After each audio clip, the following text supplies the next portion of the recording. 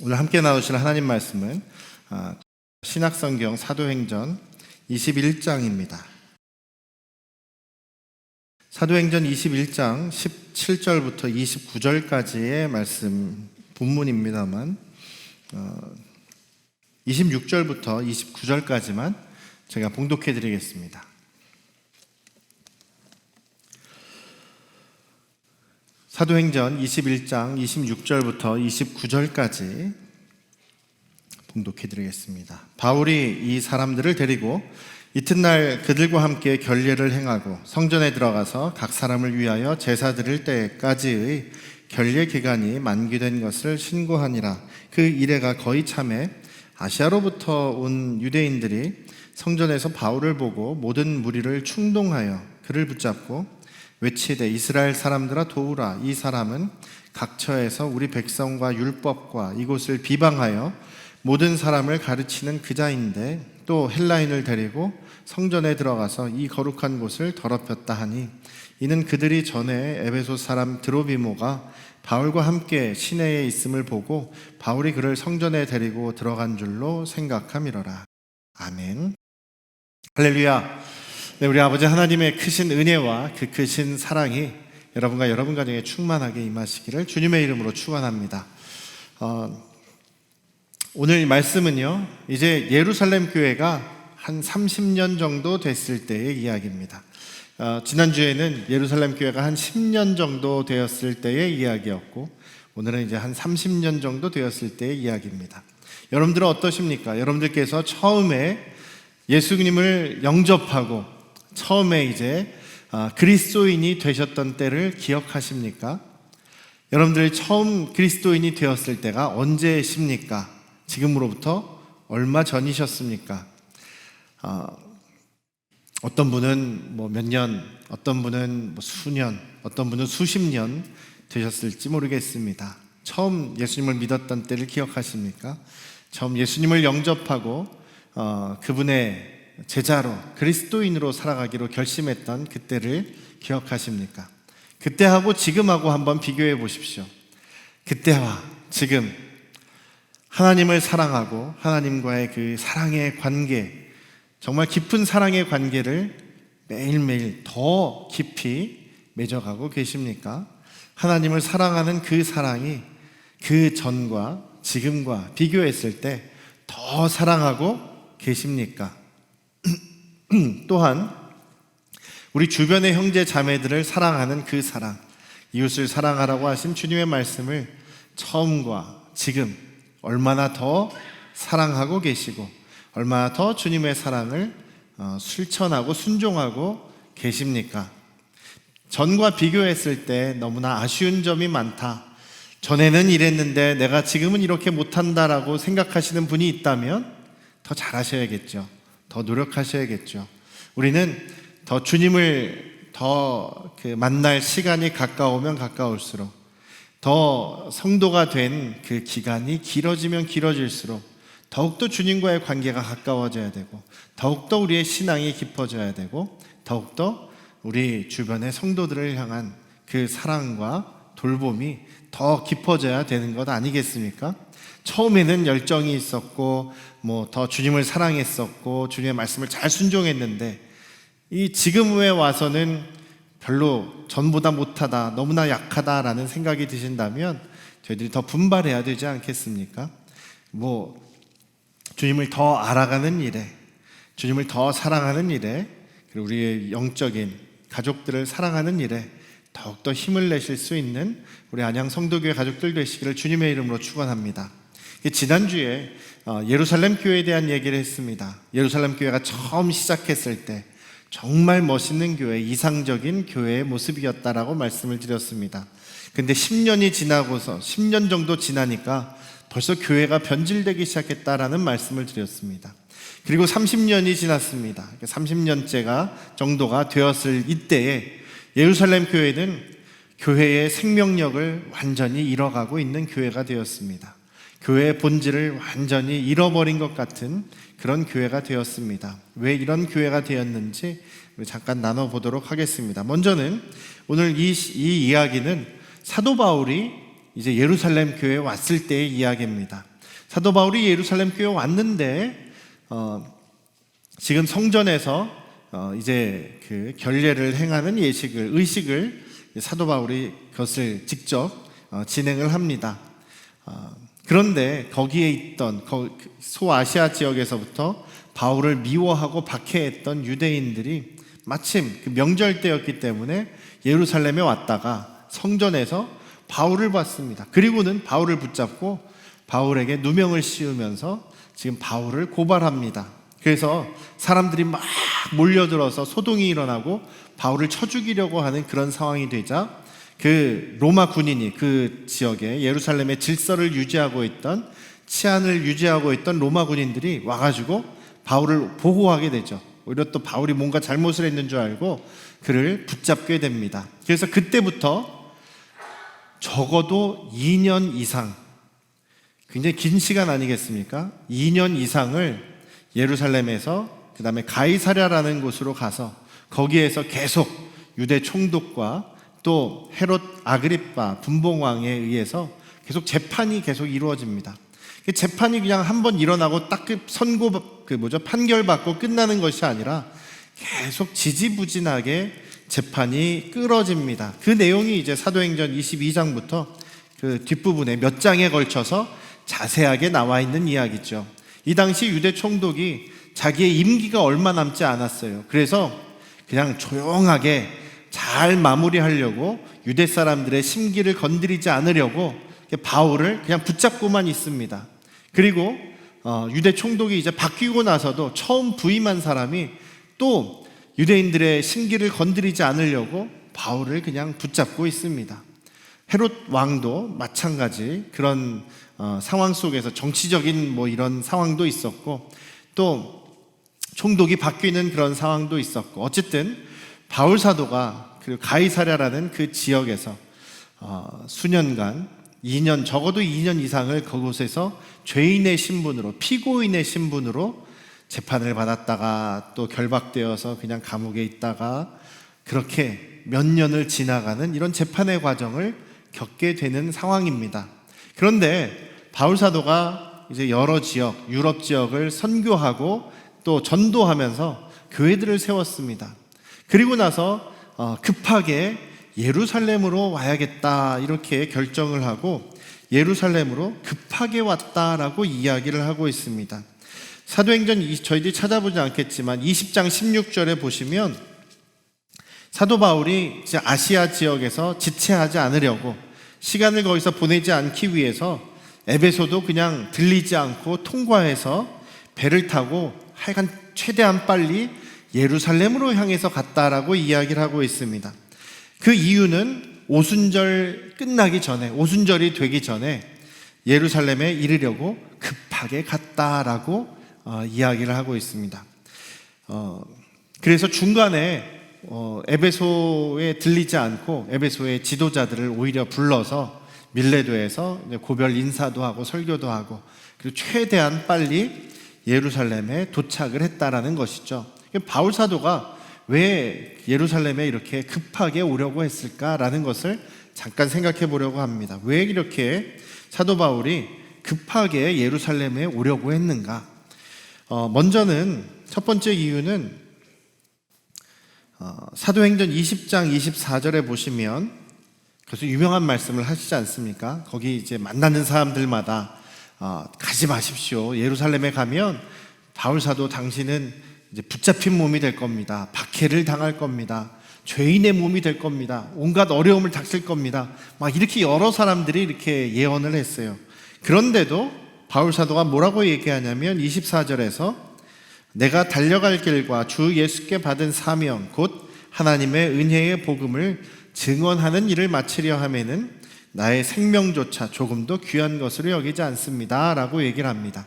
그러니까 내가 생명이 다 하더라도 하나님께서 내 생명을 가져가신다고 하더라도 저는 하나님의 은혜의 복음 예수 그리스도를 증거하는 일에는 제 생명도 아끼지 않습니다. 그러니까 지금 예루살렘에 가는 것도 주님의 복음을 하나님의 은혜의 복음을 전하기 위해서입니다 라고 얘기를 합니다. 그리고 와서 이제 오늘 19절에, 그러니까 21장 19절에 읽지는 않았습니다만 21장 19절을 한번 보시면 바울 사도가 이제 예루살렘에 오자마자 이제 다음 날 예루살렘 교회를 찾아가서 이제 야고보, 교회의 대표인 야고보하고 그 교회 지도자들, 장로들이 모여 있는 그 상황에서 선교 보고를 하는 거죠. 19절에 보면 바울이 무난하고 하나님이 자기의 사역으로 말미암아 이방 가운데서 하신 일을 낱낱이 말하였다라고 얘기합니다. 그러니까 지금 첫 번째 바울이 예루살렘에 오려고 했던 이유는 뭐냐면 예루살렘 교회 지도자와 거기 사람들을 만나서 또 사도들을 만나서 지금까지 자신이 선교하면서 전도하면서 하나님께서 이방 지역에서 또 이방 사람들에게 어떤 은혜를 베푸시고 구원을 베푸셨는지, 하나님께서 어떤 기적과 능력을 베푸셨는지 그것을 보고하기 위한 것이었다. 선교사님들이 선교 보고하는 식으로 지금 선교 보고하기 위해서 예루살렘에 왔습니다. 그리고 또 그런 이유도 있겠죠. 이제 이방인들에게 복음이 증거되었으니까 예루살렘 교회 성도들도 같이 그렇게 선교하는 일에, 전도하는 일에 참여하십시다. 이런 이야기를 하기 위해서 지금 예루살렘에 왔다라는 것입니다. 그런데 이것만 가지고는 조금 부족한 것 같아요. 왜 굳이 오순절이 되기 전에 예루살렘에 급하게 왔느냐에 대한 설명은 좀 부족합니다. 그냥 예루살렘 교회에 가서 지도자들 만나고 선교에 대한 얘기하고 또 선교 어떻게 할 것인지 의논하기 위해서 왔다면 그 오순절 이전이라는 것이 그렇게 큰 의미가 없을 것 같아요. 물론 많은 분들 앞에서 간증하면 더 좋은 것이겠지만 말입니다. 그런데 이 오순절 기간 안에, 그러니까 6월절이 지나고 그 다음 날 무교절이라 그러죠. 그리고 그 다음에 50일간, 49일간 그 무교절 그 명절을 지켜갑니다. 그러면서 그 중간에 이제 초실절도 있고, 그 다음에 이 오순절은 원래 77절, 6월절 다음 날로부터 시작해서 49일이 지난 명절이라고 해서 77절이라고 불리는 그런 명절이었습니다. 그래서 오순절이 되면 많은 사람들이 예루살렘과 그 주변에 있는 여러 지역에서 유대인들이 많이 예루살렘으로 모이게 되어 있습니다. 예루살렘에 많이 모인 그때가 바울 사도가 그때를 놓치지 않기 위해서 지금 급하게 예루살렘에 왔다는 것이죠. 그럼 그 이유가 무엇이었을까? 두 번째 이유는 바울 사도가 그 총독 앞에서 자기를 변호하는 그 내용에서 저희들이 찾아볼 수가 있는데요. 찾아보실 수 있는 분은 사도행전 24장 17절을 한번 보십시오. 사도행전 24장 17절에 보시면 그렇게 나와 있습니다. 여러 해 만에 제가 예루살렘에 왔습니다. 여러 해 만에 왔는데 내가 내 민족을 구제할 것을 가지고 왔습니다. 그리고 하나님께 드릴 제물을 가지고 와서 드렸습니다 라고 얘기를 합니다. 여기 뭐가 들어있냐면, 무슨 얘기가 있냐면 우리 민족을 구제하기 위해서. 지난주에 11장에서 사도 바울과 바나바가 선교한 지역, 그리고 그 안디옥 교회 성도들로부터 구제 헌금을 모아서 예루살렘에 가서 전달한 일이 한 번 있었죠. 그때는 흉년이 들어서 어려움 당한 사람들이 많이 있었습니다만, 지금 예루살렘 교회와 또 그 주변의 그 유대 믿는 성도들이 어려운 사람들이 참 많았다는 겁니다. 그래서 어려운 사람을 돕기 위해서 구제 헌금을 모아서 지금 예루살렘에 왔다는 것이죠. 그런데 왜 6월절 전입니까? 왜냐하면 성도들이, 많은 사람들이 모이는 때이기 때문입니다. 구제를 할 때 구제금을 나눠준다라고도 생각해 보십시오. 그 많은 사람들이 많은 지역에서 모여 있을 때 나눠주는 것이 훨씬 효과적이지 않습니까? 저는 이런 이유였던 것 같습니다. 구제헌금을 모아서 지금 어려운 그 성도들을 돕기 위해서 지금 그 구제금을 가지고 오는데, 성도들이 가급적 많이 모이는 그 오순절 전에 도착해서 여러 성도들을 돕기 위한 마음으로 지금 바울 사도가 급하게 예루살렘에 왔다는 것이죠. 어떻습니까? 복음을 증거하고 자신에게 임하신 하나님의 역사와 이방인들을 전도하는 그 역사들을 간증하기 위한 것, 하나님의 역사를 간증하고 또 어려운 이웃을 돕기 위해서 지금 열심히 달려온 바울의 모습은 너무나 선한 모습 아닙니까? 너무나 선한 일을 위해서, 주님이 기뻐하시는 선한 일을 위해서 지금 예루살렘에 와 있다는 것입니다. 그런데 이 바울을 맞이하는 예루살렘 교회의 모습은 어떻냐면, 바울 사도가 19절에서 이제 야고보와 또 예루살렘 교회의 장로들에게 그 하나님께서 하신 일을 간증했다라고 얘기하죠. 간증을 했다. 그랬더니 20절에 보시면 그들이 듣고 하나님께 영광을 돌렸다. 영광을 돌렸다. 하나님 감사합니다. 영광을 돌리고는 바로 그 다음에 바로 방향을 바꿔버립니다. 주제를 바꿔버립니다. 그건 그건데 참 잘하긴 했는데 지금 바울 형제여, 당신이 보는 대로 여기 유대인 중에서 여기 지금 성도들이 많지 않소. 그런데 다 유대인들인데 이 사람들이 수만 명이나 됩니다. 우리 지금 예루살렘 교회가 성도들이 지금 수만 명이나 된다는 겁니다. 수만 명이 되는데 이들이 다 율법에 열심인 사람들입니다. 다 율법에 열심인 사람들, 우리 교회 성도들이 수만 명이나 되는데 다 율법에 열심입니다. 그런데 그들이 소식을 듣기로는 이것이 오해였다라고 생각을 하는 잘못된 소식, 가짜 뉴스를 들었는데, 당신이 이방에 있으면서 이방에 있는 모든 유대인들에게 가르칠 때 모세를 배반하고 또 이들에게 할례를 행하지 말라고 하고 또 관습을 지키지 말라고 했다라고 한다. 그들이 그렇게 알고 있다. 그러니 이거 어떻게 하겠느냐? 당신이 왔다는 소문을 들으면 이 사람들이 당신을 가만히 안 둘 거다. 당신을 죽일지도 모른다. 그러니까 이렇게 합시다. 좀 타협합시다. 여기 지금 하나님께 서원하고 그 서원의 기간이 찬 사람들이 4명이 있으니까 이 사람들 데리고 성전에 가서 결례의식, 정결의식을 해야 되는데, 머리를 깎아야 되는데 당신이 그 비용을 내시오. 그리고 그 정결의식이 끝나는 그 기간, 서원을 마치는 그 기간까지 함께 있으면서 당신이 그 의식을 진행하시오. 그러면 그것을 본 우리 그 교회 사람들이 당신도 모세율법을 잘 지키는구나. 당신도 하나님의 말씀을 무시하지 않는구나. 이렇게 오해가 풀릴 것 아니에요. 그렇게 합시다. 이렇게 얘기를 하는 거예요. 그러자 바울은 그 말을 안 들을 수가 있습니다. 아니, 무슨 오해를 가지고 내가 뭘 잘못을 했다고 여기에 맞춰줘야 되느냐? 나 그러기 싫다라고 이야기할 수 있었을 것입니다. 그런데 바울은 그것을 허락합니다. 그리고 정말로 그 4명의 유대인, 서원한 유대인들을 데리고 가서 성전에서 결례의식을 하고 자기가 비용을 내고 그 일에 7일 동안의 그 기간을 잘 채우게 되었다라는 내용이죠. 지금 바울 사도는 정말 좋은 뜻으로 주님이 기뻐하시는 선한 일을 하기 위해서 정말 열심히 급하게 예루살렘에 왔습니다. 자기 생명을 걸고 왔습니다. 그런데 결국은 끝까지 오해를 받고 아시아에서부터 바울을 미워하는 사람들이 쫓아와서 거기서 사람을 선동하고 바울을 붙잡아 버리게 되죠. 죽이려고 합니다. 그래서 이 시간 이후로 바울은 피고인의 신분이 돼서 이제 재판을 받는 그런 억울한 일을 당하게 되는 것이죠. 이런 상황을 볼 때 너무나 억울할 것 같습니다. 바울 사도는 정말 선한 일을 위해서 이곳에 온 것이죠. 여러분들, 저희들도 때때로 그런 일을 당할 때가 있지 않습니까? 정말 주님이 기뻐하시는 선한 일을, 좋은 일을 하려고 내가 열심히 했는데 다른 사람들이 오해하고 자기를 질투하고 시기하고 미워해서 오히려 자기를 힘들게 하고 괴롭히고 상처를 주고 또 모함하는 이런 억울한 일을 당할 때가 저와 여러분들도 있지 않습니까?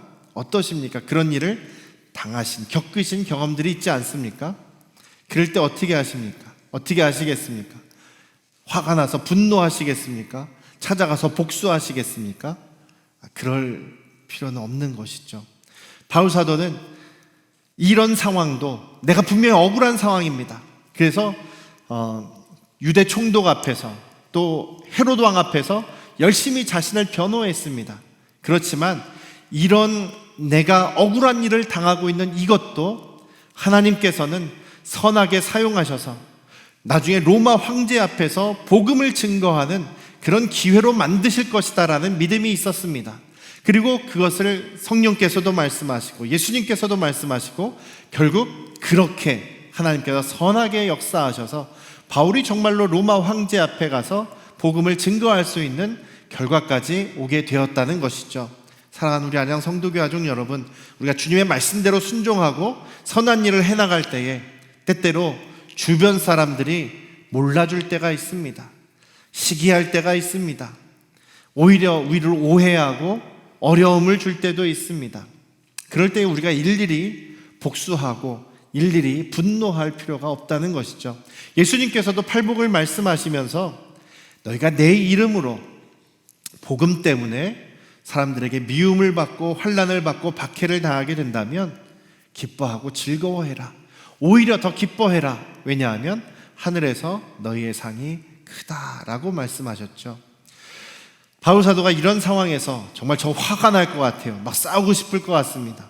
막 억울하다고 이야기할 것 같습니다.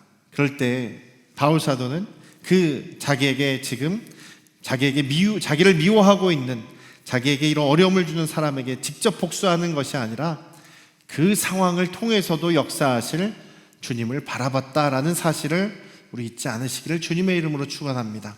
주님의 이름으로 선한 일을 해나가는 것을 그래서 멈추면 안 된다라는 것이죠. 바울 사도의 오늘 이 모습 속에서 첫 번째로 배워야 될 것은 우리가 때때로 우리를 힘들게 하고 내 진심을 몰라주고 내가 주님의 이름으로 선한 일을 하는 것을 오히려 왜곡하고 우리를 힘들게 한다 할지라도 주님을 바라보실 수 있는 그런 저희들 되시기를 주님의 이름으로 축원합니다. 여기 모습 속에서 지금 제가 말씀드리고 있는 동안에 이 예루살렘 교회가 변질되었구나라는 것을 여러분들 발견하셨습니까? 한 두 가지 정도 이 예루살렘 교회가 교회의 그 본질의 모습을, 가장 중요한 모습을 잃어버리고 있는 모습이 있다라는 것을 말씀드리고자 합니다. 첫 번째는 무엇일까요? 예수 그리스도만이 구원의 길이고 진리고 생명이라는 그 복음의 본질을 잃어버리고 있습니다. 아까 뭐라고 얘기했습니까? 이 교회, 야고보가 얘기하죠. 우리 교회 성도들이, 믿는 사람이 수만 명이나 된다. 교회 성도가 어마어마하게 많다. 그런데 그 사람이 다 예수님의 복음의 열심이 아니라 모세의 율법의 열심이다라고 얘기하는 거죠. 모세 율법의 열심이다. 특히 지난주에 얘기한 것처럼 할례 받아야지만 구원받는다. 예수님을 믿는 것만으로는 부족하다. 할례도 받아야 하나님의 백성이다. 할례를 받아야 우리와 함께 교제할 수 있다. 이방인들에게 무슨 구원이 임하냐? 그들도 할례 받아야 된다. 그리고 모세의 율법을 그대로 다 지켜야 한다라는 것이 바로 이 예루살렘 교회의 변질된 모습이라는 거죠. 지금 사도들도 있었고 사도들의 가르침도 계속 있었을 것이고 야고보도 계속 가르쳤을 것이고 교회 장로들도 가르쳤을 것인데 이 수만 명이나 되는 교회만, 사람 숫자만 늘어났다는 거예요. 숫자는 어마어마하게 늘어났습니다. 그런데 오직 예수님만이라는 이 복음을 완전히 잃어버리고 있다는 겁니다. 할례 받아야 되고 율법 지켜야 된다는 거죠. 할례와 율법에 열심인 사람들이 거의 대부분이다. 그래서 이제는 야고보가 얘기해도 말이 안 통한다는 거예요. 오히려 이 사람들이 지금 저 할례를 주장하고 율법만 지켜야 된다라고 주장하는 저 수만 명의 이름만 그리스도인이겠죠. 저 교회 교인들의 말에 오히려 눈치를 봐야 되는 상황이 되었다라는 것입니다. 그들을 어떻게 할 수가 없다라는 겁니다. 그래서 타협을 하자는 겁니다. 바울은 그래도 자기는 안 지켜도 됩니다만 자기가 비굴해져서 맞춰주는 것이 아니라 그래도 교회를 세우기 위해서, 덕을 세우기 위해서, 그래도 교회가 분란이 안 생기기 위해서 노력했다라는 것입니다. 오히려 바울이 맞춰주고 있습니다. 그 예루살렘 교회에 수만 명이나 되는 사람들은 교회의 사이즈는 커졌을지 모르겠습니다만 본질을 잃어버리고 있다는 것입니다. 복음의 본질을 잃어버리고 있습니다. 두 번째는요, 바울 사도가 여기서 이제 예루살렘에서 붙잡혀가지고 죽을 뻔합니다. 중간중간에 막 바울을 암살하려고, 바울을 죽이기 전까지는 금식하겠습니다라고 서원한 사람들도 많아지고요. 대제사장들이나 이런 그 바울을 미워하는 사람들이 자꾸만 바울을 고소하고 재판에서 계속 고발하면서 싸웁니다. 처음에 바울을 고소했던, 붙잡았던 이 아시아에서부터 왔던 유대인들은요, 온데간데 없어요. 정작 재판의 자리에는 한 명도 나타나지 않습니다. 지금 제사장들이, 그리고 원래 바울 사도와 함께 있었던 바리새인들이, 사두개인들이 지금 이 바울을 죽이려고 계속 재판을 끌고 나가는 것입니다. 재판 기간을 보면 아까도 말씀드렸듯이 2년이 훨씬 넘는 그런 기간이라는 것입니다. 그런데 여러분들 성경을 잘 읽어보시면은요, 이 예루살렘 교회에 수만 명의 교인이 있었다고 하는데, 수만 명이나 있으면은요, 그 중에 변호사가 없었겠습니까? 그 중에 제사장이 없었겠습니까? 많은 제사장들이 이제 예수님 믿고 교인이 되었다라는 구절이 그 앞부분에 사도행전 앞부분에 나오거든요. 제사장 그룹도 있었어요. 사내들은 공의원도 있었어요. 정치적인 영향력이 있던 사람도 있었습니다. 부자들도 있었을 것이고 영향력이 있는 사람들도 있었을 겁니다. 그런데 바울 사도를 도와준 사람은 한 명도 없다는 거예요. 예루살렘 교회 성도들은요, 바울 사도와 함께 있었던 적이 없습니다. 바울 사도의 친구, 원래부터 함께 일했던 동역자들만 끝까지 바울 사도 옆을 지키고 있습니다. 2년이 훨씬 넘는 그 재판의 과정 속에서 바울 사도가 정말 외롭고 힘들었을 텐데 그 옆을 지켜주고 우리는 바울을 지지합니다라고 하는 사람이 한 명도 없었다는 거예요. 무슨 얘기입니까? 그들도 바울 사도 미워하고 있다는 거죠. 수만 명이나 되는 예루살렘 유대인 그 교인들은요, 바울 사도 미워하고 있습니다. 바울 사도 죽었으면 좋겠다, 혹은 무관심하고 있습니다. 아무도 바울 사도를 돕지 않습니다. 무슨 얘기입니까? 사랑을 잃어버렸다는 거죠. 형제에 대한 사랑을.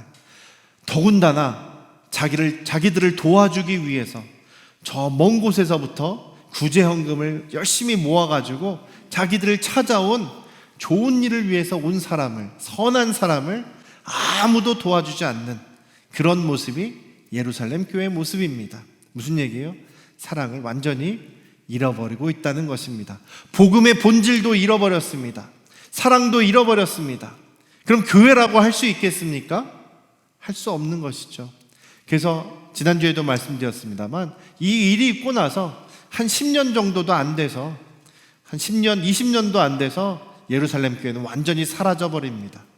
흔적도 없어져 버립니다. 그 많던 사람들이 다 어디로 갔는지 복음의 역사에서는 완전히 사라져 버리고 맙니다. 요한계시록에 있는 것처럼 예수님께서 완전히 촛대를 옮겨버리신 것이죠. 너희는 살았으나 죽은 교회다라는 평가를 받게 된 것이 바로 예루살렘 교회입니다.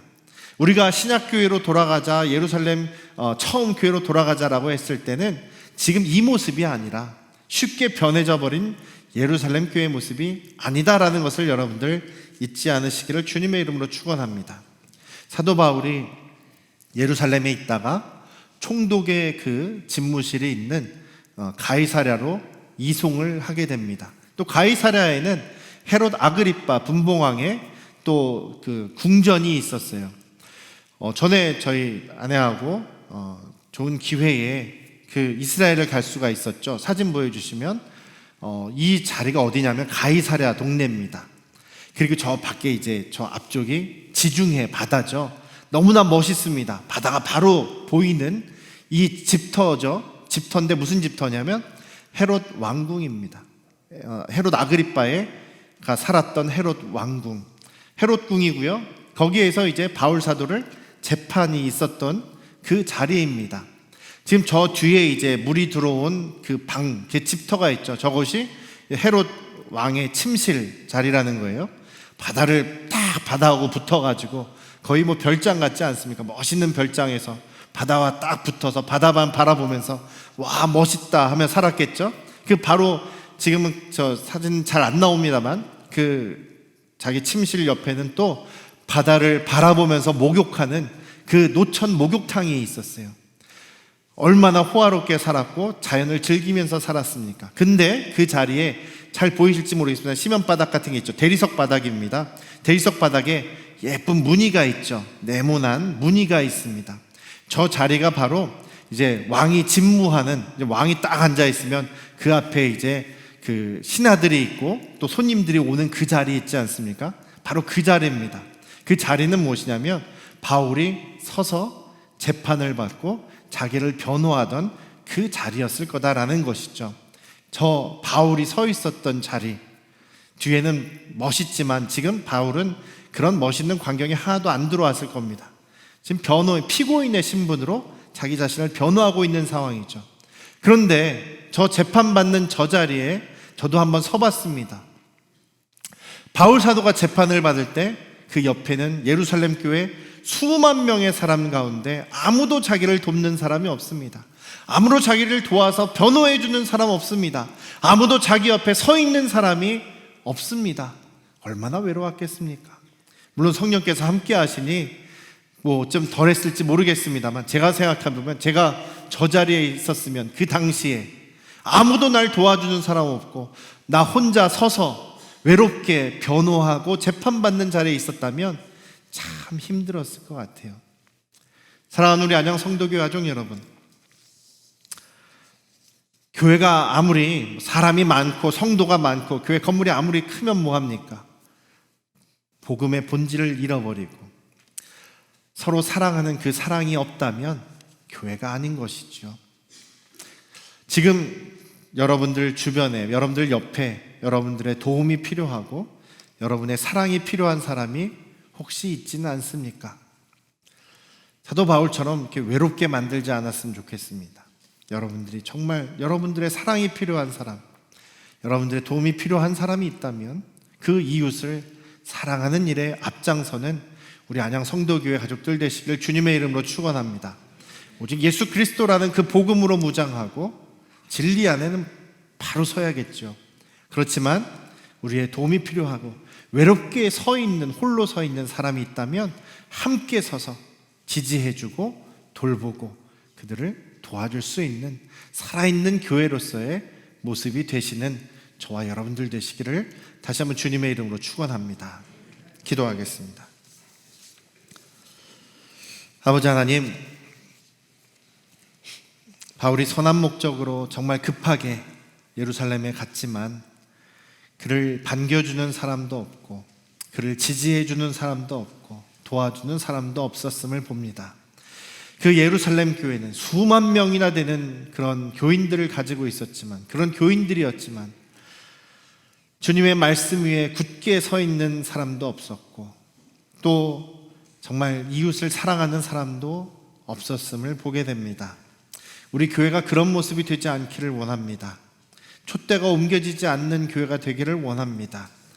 우리가 정말 주님의 말씀에 순종함으로 진리를 붙잡고 우리 서로 사랑하는 우리 안양 성도교회 가족들이 되도록 인도하여 주시옵소서. 이제는 우리를 죄에서 구원하신 예수 그리스도의 은혜와